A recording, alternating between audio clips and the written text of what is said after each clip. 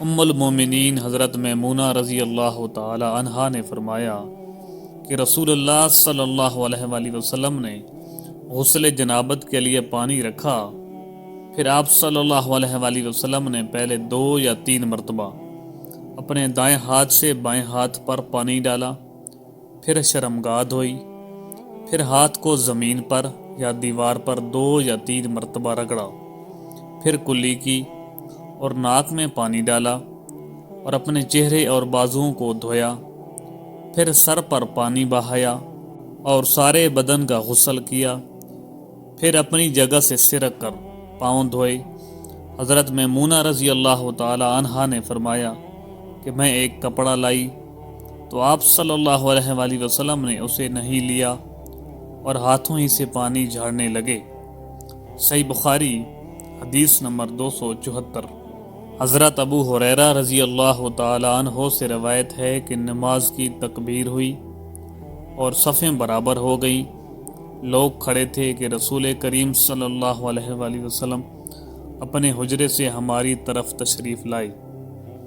جب آپ مصلی پر کھڑے ہو چکے تو یاد آیا کہ آپ اجنبی ہیں، پس آپ نے ہم سے فرمایا کہ اپنی جگہ سے کھڑے رہو، اور آپ واپس چلے گئے۔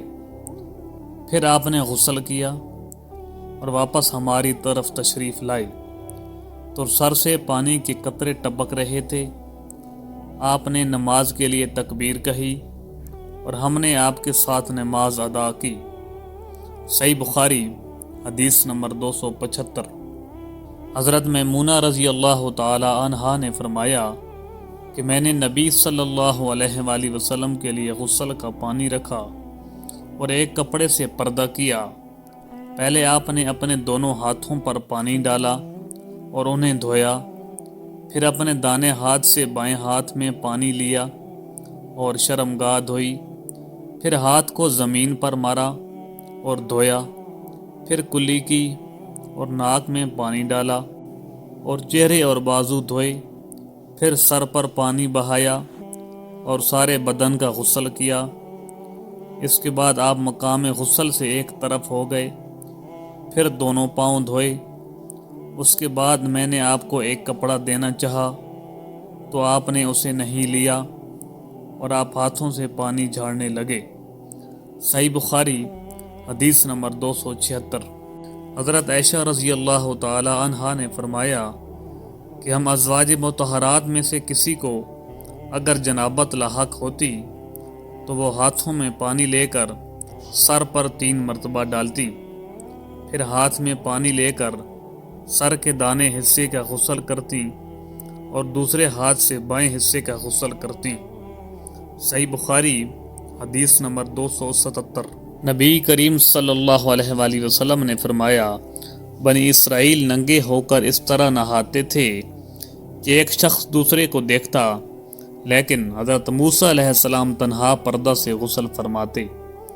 اس پر انہوں نے کہا کہ باخدا موسیٰ کو ہمارے ساتھ غسل کرنے میں صرف یہ چیز مانے ہے کہ آپ خسی بڑے ہوئے ہیں۔ ایک مرتبہ موسیٰ علیہ السلام غسل کرنے لگے اور آپ نے کپڑوں کو ایک پتھر پر رکھ دیا۔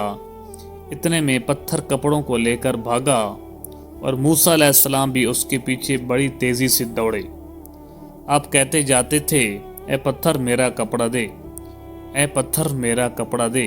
اس عرصہ میں بنی اسرائیل نے موسیٰ علیہ السلام کو ننگا دیکھ لیا اور کہنے لگے باخدا موسیٰ کو کوئی بیماری نہیں، اور موسیٰ علیہ السلام نے کپڑا لیا اور پتھر کو مارنے لگے۔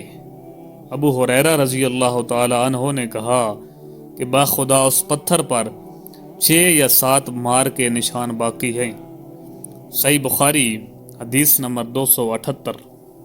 آپ صلی اللہ علیہ وآلہ وسلم نے فرمایا ایک بار ایوب علیہ السلام ننگے غسل فرما رہے تھے کہ سونے کی ٹڈیاں آپ پر گرنے لگی۔ حضرت ایوب علیہ السلام انہیں اپنے کپڑے میں سمیٹنے لگے۔ اتنے میں ان کے رب نے انہیں پکارا کہ اے ایوب، کیا میں نے تمہیں اس چیز سے بے نیاز نہیں کر دیا جسے تم دیکھ رہے ہو؟ ایوب علیہ السلام نے جواب دیا، ہاں تیری بزرگی کی قسم، لیکن تیری برکت سے میرے لیے بے نیازی کیوں کر ممکن ہے۔ صحیح بخاری حدیث نمبر 279۔ ام ہانی بنت ابی طالب کو یہ کہتے سنا کہ میں فتح مکہ کے دن رسول اللہ صلی اللہ علیہ وآلہ وسلم کی خدمت میں حاضر ہوئی تو میں نے دیکھا کہ آپ غسل فرما رہے ہیں اور فاطمہ رضی اللہ تعالی عنہا نے پردہ کر رکھا ہے۔ نبی اکرم صلی اللہ علیہ وآلہ وسلم نے پوچھا یہ کون ہیں؟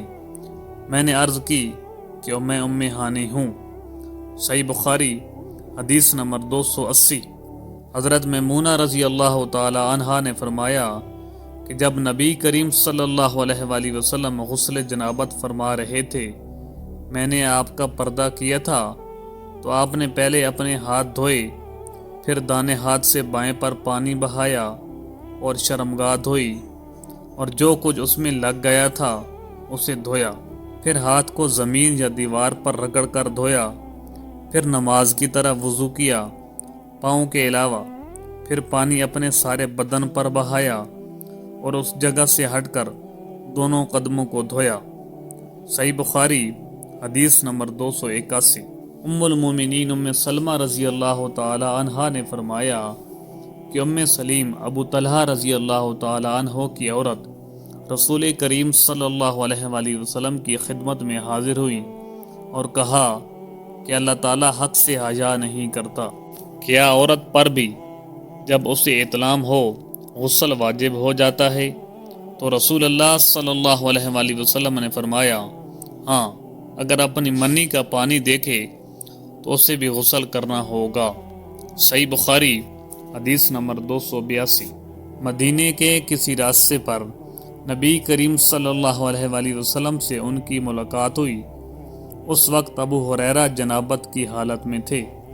ابو ہریرہ رضی اللہ تعالی عنہ نے کہا کہ میں پیچھے رہ کر لوٹ گیا اور غسل کر کر واپس آیا تو رسول اللہ صلی اللہ علیہ وآلہ وسلم نے دریافت فرمایا کہ اے ابو ہریرہ کہاں چلے گئے تھے؟ انہوں نے جواب دیا کہ میں جنابت کی حالت میں تھا، اس لیے میں نے آپ کے ساتھ بغیر غسل کے بیٹھنا برا جانا۔ آپ صلی اللہ علیہ وآلہ وسلم نے ارشاد فرمایا سبحان اللہ، مومن ہرگز نجس نہیں ہو سکتا۔ صحیح بخاری حدیث نمبر 283۔ حضرت انس بن مالک رضی اللہ تعالی عنہ نے بیان کیا کہ نبی صلی اللہ علیہ وآلہ وسلم اپنی تمام ازواج کے پاس ایک ہی رات میں تشریف لے گئے۔ اس وقت آپ کی ازواج میں 9 بیویاں تھیں۔ صحیح بخاری حدیث نمبر 284۔